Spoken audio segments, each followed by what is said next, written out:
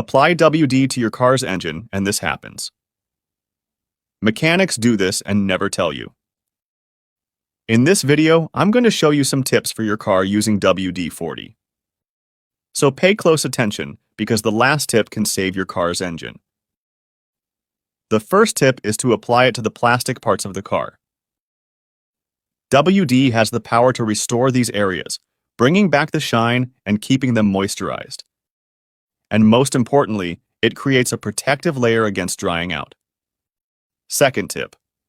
If your key is sticking when trying to open or close the car, just apply WD inside the lock. It has great lubricating action, so it will solve your problem.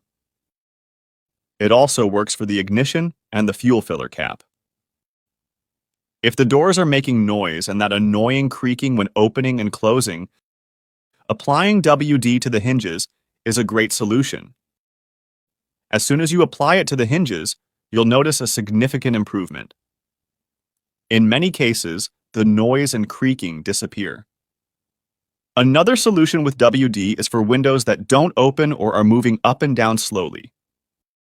Apply it to the area I'm showing in the video, and the power window will start working perfectly again, moving up and down as it should. The fifth tip is to apply WD to the seatbelt buckle. This will make it easier to fasten and unfasten the seatbelt.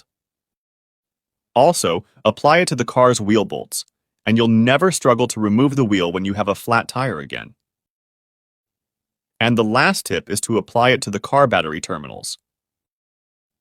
This area tends to accumulate a lot of corrosion, which can lead to electrical circuit failures and even damage to the alternator.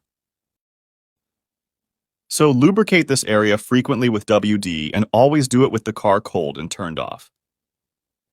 This will help clean the terminals and protect them from corrosion.